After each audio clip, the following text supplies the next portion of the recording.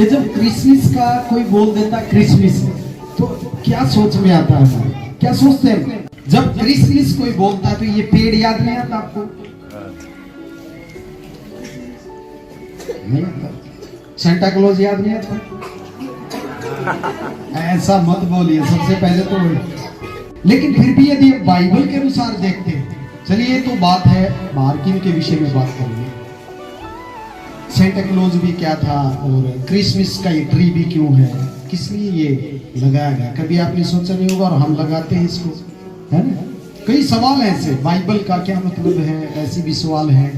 सवाल करते तो करते ही रहेंगे, लेकिन हमें जो मिलता है हमें उस पर चलना होता है। 4-5 चीजें याद आती हैं जब क्रिसमस का कोई नाम लेता है।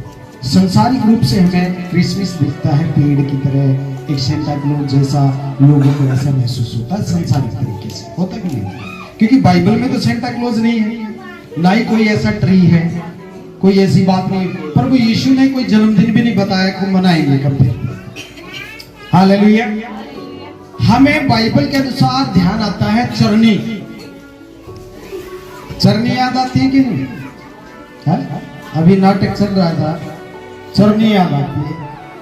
और दूसरी बात क्या होती है, एक तारा भी सोचते हैं कि स्वर्गदूत ने एक तारा जो परमेश्वर ने दिखाया उनको चरवाहों को, और कुछ राजाओं के विषय में भी सोचते हैं कि भेंट लेकर आए थे।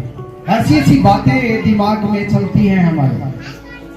ये पेड़ क्यों है जिसको सजाते हैं लोग, इसके बहुत गहरे भेद जुड़े हुए हैं। ये एक लंबे जीवन को, अनंत जीवन का प्रतीक है ये, क्योंकि ना मुरझाने वाला। और यीशु हमारा क्या है, कभी भी ना मिटने वाला है। इसको जब लिया गया तो ये एक ऐसा पेड़ लिया गया जो कभी मुरझाता नहीं है जल्दी से। और इसको जब लिया गया तो इसके अंदर पहले गुलाब के फूल सजाए जाते थे। शुरू 1500-1600 ईस्वी पहले की बात है। और जो परमेश्वर के वचनों के जानकार थे, उन्होंने अपनी आत्मिकता बनाए रखने के लिए अपनी आंखों के सामने, जैसे हम क्रूस लगाते हैं ना, क्रूस लगाते हैं, तो ये जन्मदिन के विषय में लगाया जाता है। और गुलाब श्रेष्ठ गीत में लिखा हुआ 2 का 1 में, सारोन का गुलाब, ठीक है? तो सारोन का गुलाब मतलब क्या है कि गुलाब से वो सजाया जाता था। और ये पेड़ जो है ये ना मुरझाने वाला पेड़, वैसे ही हमारा यीशु भी कभी ना मिटने वाला परमेश्वर है। और जो गुलाब लगाया जाता है इसलिए लगाया जाता था क्योंकि उसको जब देखते थे तो ये फील होता था कि हमारा परमेश्वर ना मिटने वाला सारोन का गुलाब है। हालेलुया। इसको थोड़ा सा जानिए इस पेड़ को, क्योंकि मैं भी शुरू में जब देखता था तो मैं किस लिए लगाया जाता है। और दूसरी बात क्या है, दूसरी बात क्या है कि पेड़ 3 प्रकार के पेड़ से ही आदमी की शुरुआत हुई, पेड़ पे ही खत्म होगी। कैसे होगी पता है?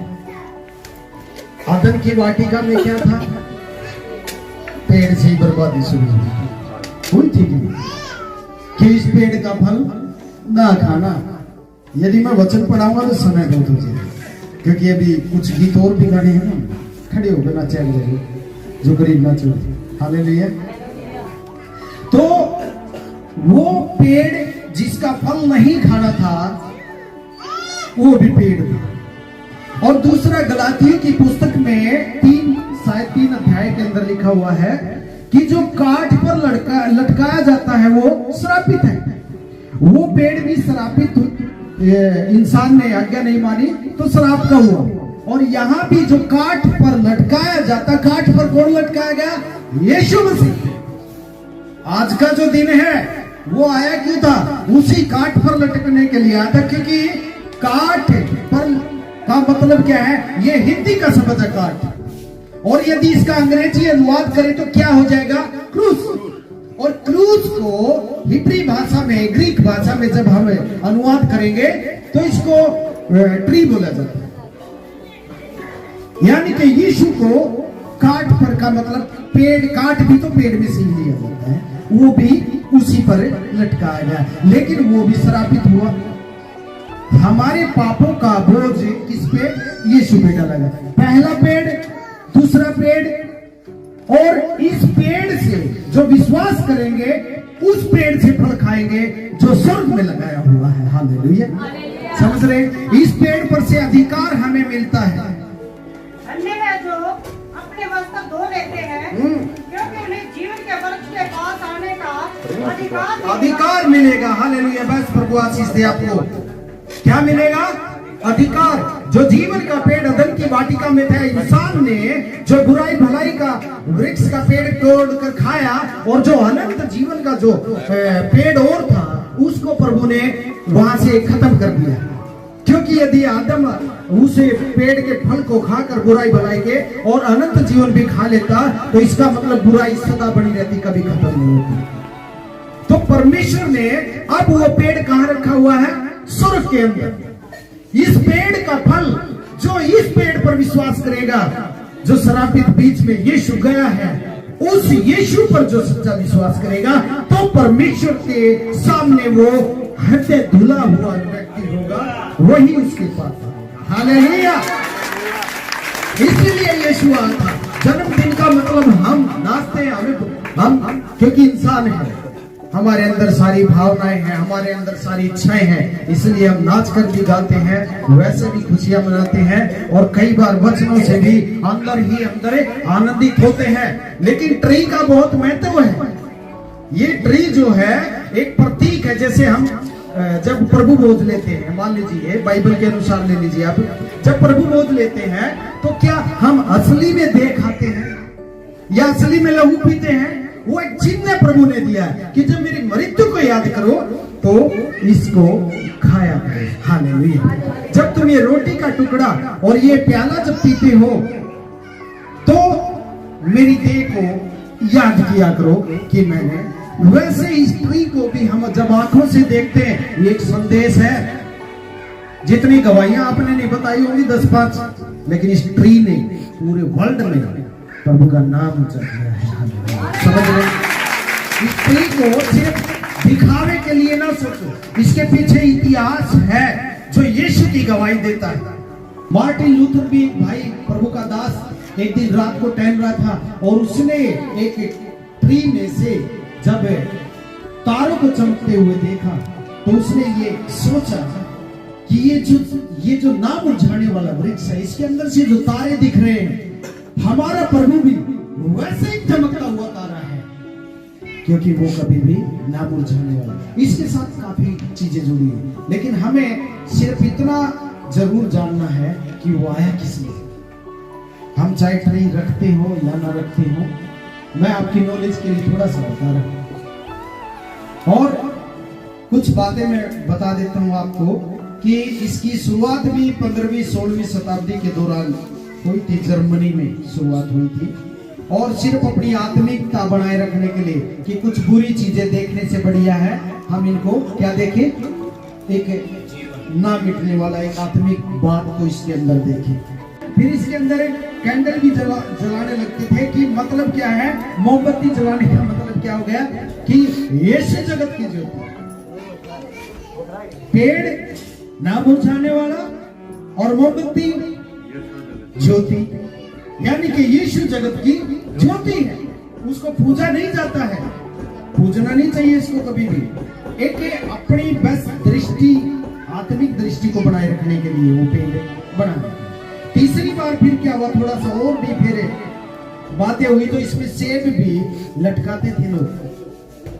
सेब क्यों लटकाते थे? कि प्रकाशित वाक्य 2 अध्याय में लिखा हुआ है, जो जय पाएगा मैं जीवन के वृक्ष में से उसे फल खाने को दूंगा। हालेलुया, इसलिए वो वृक्ष क्या है, ना मुरझाने वाला, और फल क्या है जो परमेश्वर हमें देगा। ये सारी आत्मिक बातें जुड़ी हुई। बाइबल के अंदर तो बहुत कुछ लिखा हुआ है ही नहीं। यूहन्ना की पुस्तक में लिखा हुआ है, यूहन्ना बोलता है यदि मैं प्रभु ने जितने काम किए हैं वो यदि लिखे जाए तो पूरी वर्ल्ड में बाइबल नहीं आ सकती। समझो, बहुत बातें जो हमें पता तक नहीं है। बाइबल सिर्फ इतनी हमें इसलिए दी है कि हम थोड़ा सा सीख कर अपने जीवन को बेहतर बनाएं, परमेश्वर के वचन को सीख करें, थोड़ा सा जीवन पवित्र करें, बस। हालेलुया। तो आज का जो दिन है, इसके जब भी आप इसमें तारे भी लगे होंगे, वो सटार से, वो सटार भी इसलिए लगाया जाता है क्योंकि यीशु चमकने वाला तारा। हालेलुया। एक तारा जो चमकता था, इब्लीस शैतान, वो गिराया गया, और दूसरा यहाँ से जो क्रूस पे मुर्दों में से जिंदा होकर गया, वो सदा तक चमकाया गया। हालेलुया। तो हमारा यीशु जो है, वो जन्मदिन का मतलब यही है उसका कि वो हमारे पापों के लिए जन्म लिया उसने, हमारे आज उसने पाप धोए हैं। जब कोड़ा मारे गए कि तो वो सारा एक एक कोड़ा हमारी बीमारी और एक एक कतरा लहू का हमारे पापों के लिए। तो मेरे बहन भाइयों, आज उसी हमारे प्रभु के का जन्मदिन हम मना रहे हैं। तो इसलिए उसको महानता हमें नहीं देनी है, वो तो एक अपनी जगह ठीक है। हमारा असली पर्पज क्या होना चाहिए? हमारा असली पर्पज है कि यीशु आया क्यों था? मैं पापी था, इसलिए यीशु आया, और आज उसके आने का ही जन्मदिन। तो आप सभी आनंदित हैं? हालेलुया। तो प्रभु आप सबको आशीष दे।